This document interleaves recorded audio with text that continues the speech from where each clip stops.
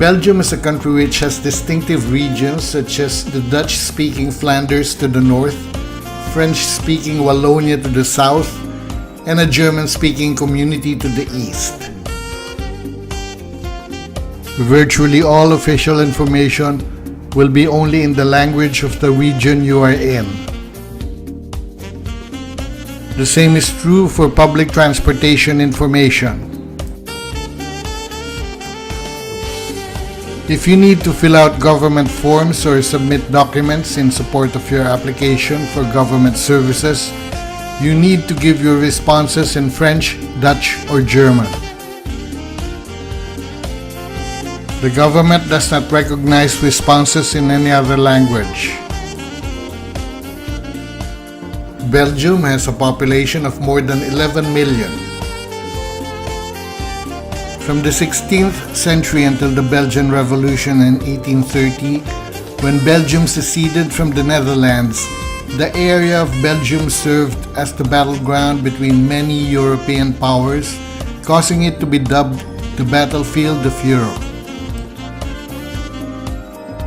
Belgium is a federal constitutional monarchy with a parliamentary system of governance. Belgium is one of the 6 founding countries of the European Union. Belgium is one of the safest or most peaceful countries in the world.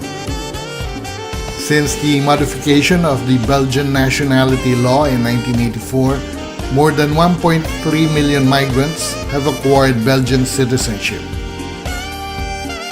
The largest group of immigrants and their descendants in Belgium are Moroccans.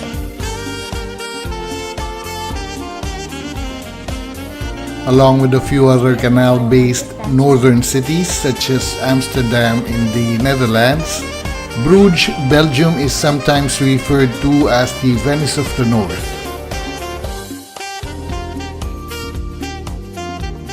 In the last half of the 19th century, Bruges became one of the world's first tourist destinations, attracting wealthy British and French tourists.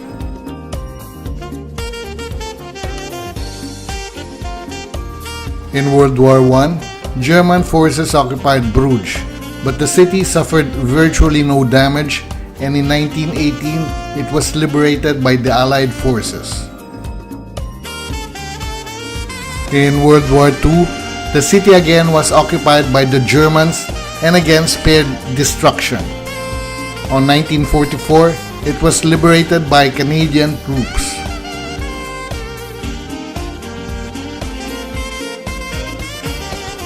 There are good boat trips and there are great boat trips.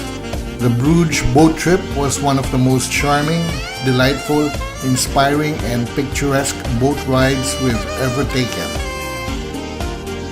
There are so many beautiful buildings in Bruges, and you get a different perspective from the water.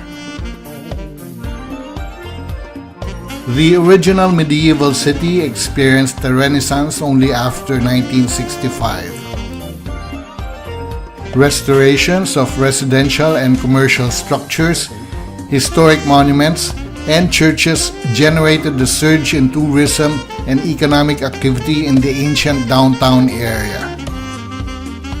International tourism has boomed, and new efforts resulted in Bruges being once designated as the European capital of culture. It attracts some 2 million tourists annually. From the Liberty of Bruges mansion, the countryside around the city was once governed. The building functioned as a court of justice between 1795 and 1984. The provincial court is a neo-Gothical building on the marketplace, which is a former meeting place for the provincial government of West Flanders. The Basilica of the Holy Blood is a Roman Catholic minor basilica built in the 12th century as the chapel of the residence of the Count of Flanders. Bruges is the most popular of the Belgian cities. Much of the excellent architecture that arose during the town's golden age, roughly the 14th century, remains intact. Its most celebrated art treasure is a marble sculpture of the Madonna and Child by Michelangelo. The sculpture was twice recovered after being looted by foreign occupiers, French revolutionaries in 1794 and Nazi Germans in 1944. Philippe Leopold Louis Marie is the 7th King of the Belgians, who ascended the throne on 2013. King Philippe's eldest daughter, Princess Elizabeth, is first in line of succession. We're leaving Belgium to go back to Amsterdam to take a look tomorrow at the other former counties of Holland, Rotterdam and The Hague. The Port of Rotterdam is the largest port in Europe. From 1962 until 2004, it was the world's busiest port, now overtaken first by Singapore and then Shanghai. The Netherlands remains the center of production for the European floral market, as well as a major international supplier to other continents. 2 months in spring each year, part of Holland is transformed into a vast sea of flowers. It starts with crocus in March, followed by daffodils and hyacinths, and finally the tulips show their colors from April to May. Its long spring season with cool nights makes Holland the perfect country for tulip growing. The soil in the polders is continuously drained, creating perfect growing conditions for tulip bulbs, which love well-drained but moist soil. The Netherlands has already shifted attention from flower production to flower trading. Still, it plays an important role in the development of floricultural genetics.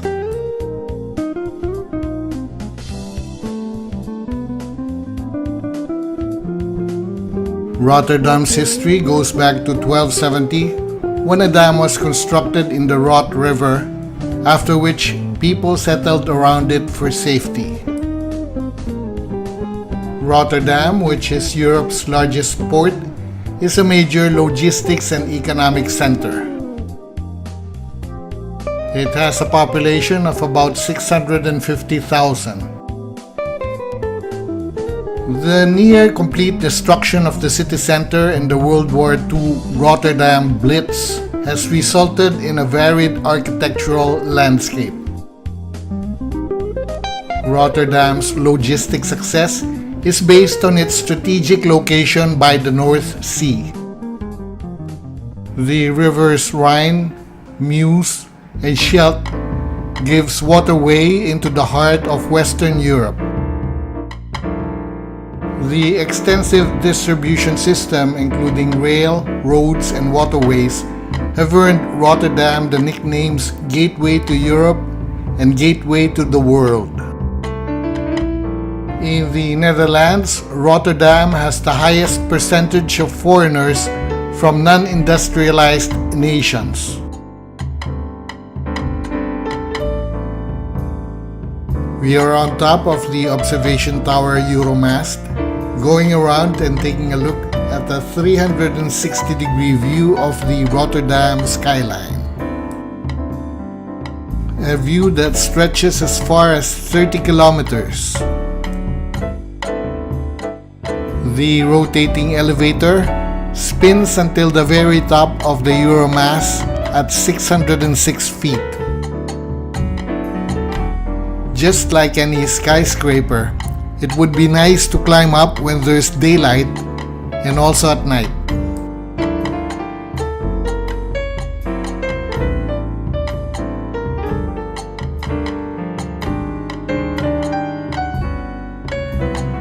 Delftware or Delft pottery is blue and white pottery made in and around Delft in the Netherlands.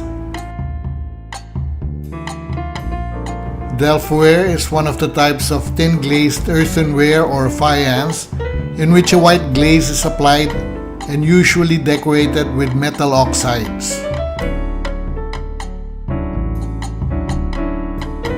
If a piece of partial with holes in it, goes on a bisque baked product like this vase, like this, and then with some charcoal powder we wrap over it, goes through the holes, and then we can paint it because there is a drying period that we can start paint. The black color has cobalt oxide as most important ingredient that will turn into a radiant blue during the heating in the oven by a chemical reaction. The different shades we create by mixing it with water. The less water, the darker it will be, the more water, the lighter it will be. The initials of the painter. Opposite is the year code, this year is EH, and we finish at the bottom with the article number. This is on every hand-painted product of our factory. Delftware includes pottery objects of all descriptions such as plates, ornaments, and tiles.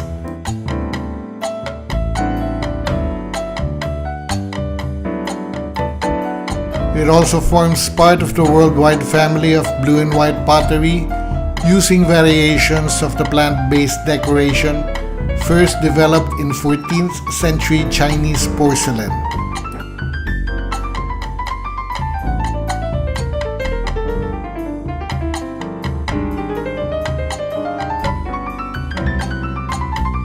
The most highly regarded period of production is about 1640 to 1740.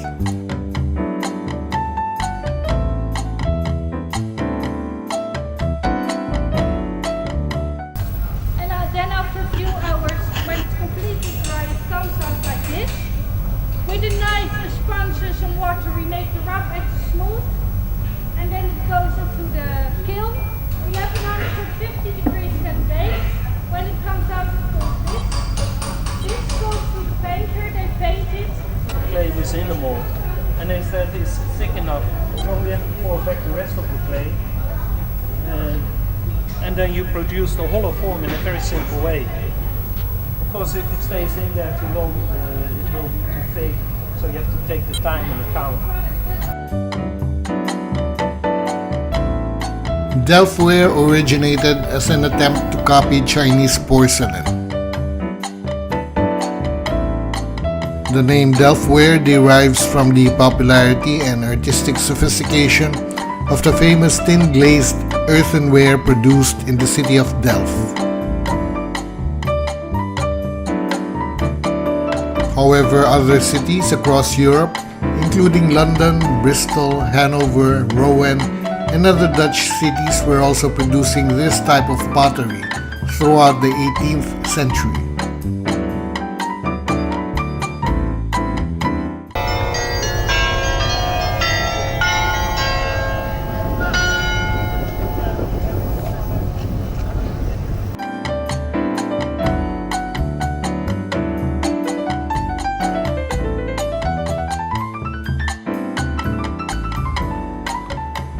The history of the iconic Dutch faience was a pivoting role in the history of arts, of the first encounters between Europe and the Far East.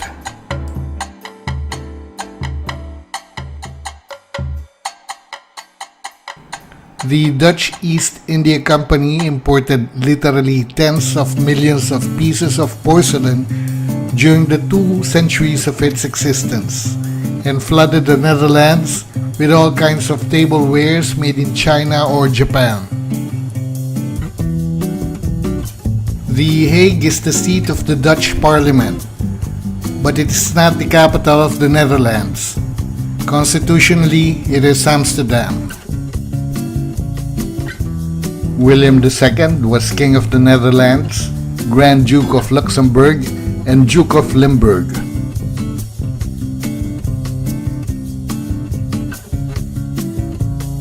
William I, the Prince of Orange, was the main leader of the Dutch revolt against the Spanish Habsburgs that set off the 80 Years' War.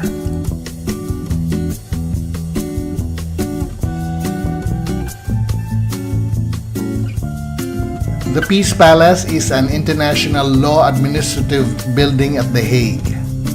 It houses the International Court of Justice, Court of Arbitration, and The Hague Academy of Law.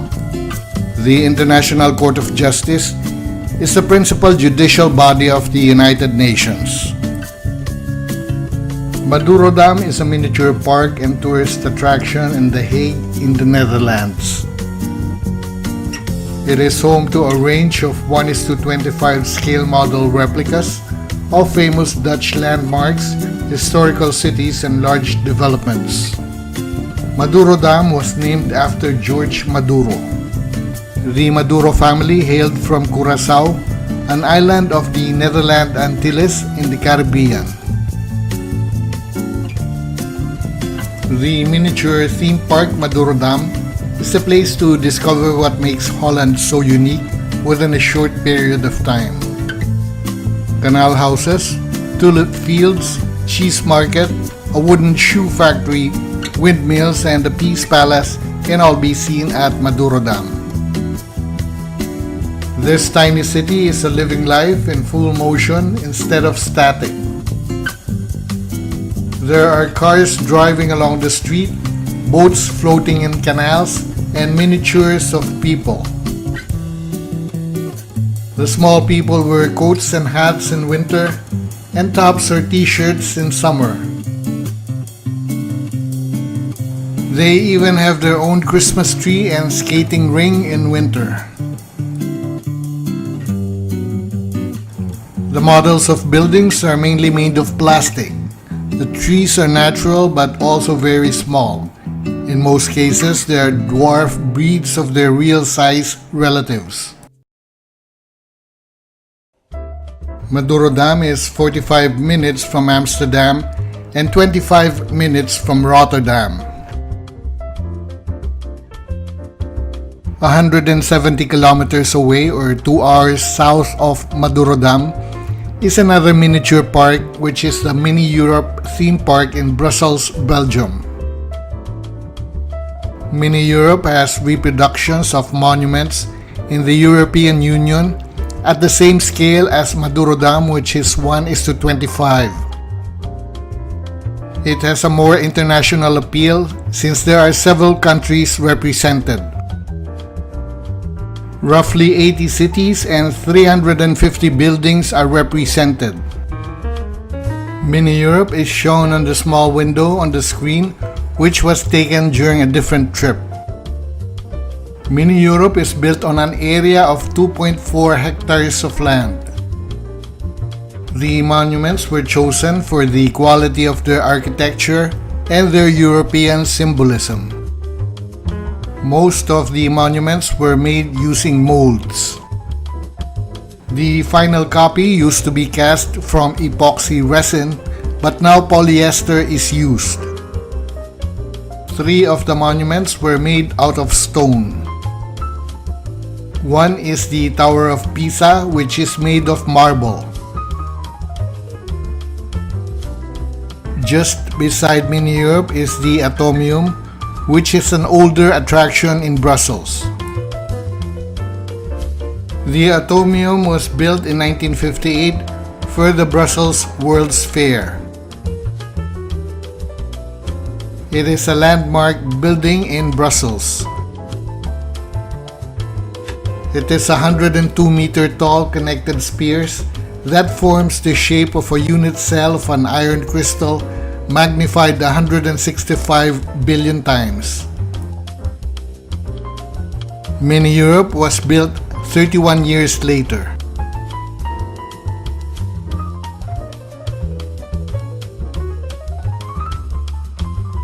Since the Dutch East India Company in the 17th century to the colonization in the 19th century, Dutch imperial possessions continued to expand, reaching their greatest extent by establishing a hegemony of the Dutch East Indies in the early 20th century.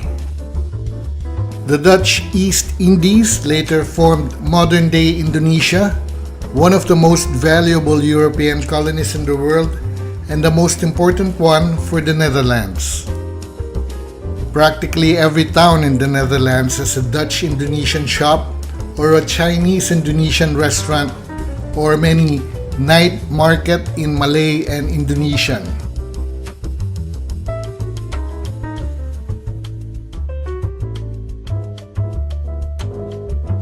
King Willem-Alexander's heir apparent to the throne of the Kingdom of the Netherlands is Catharina Amalia Beatrice Carmen Victoria.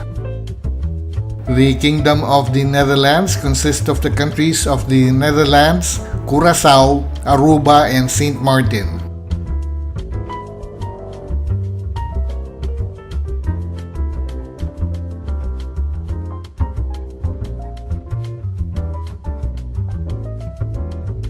We end our Scandinavia the Baltics tour in the Netherlands.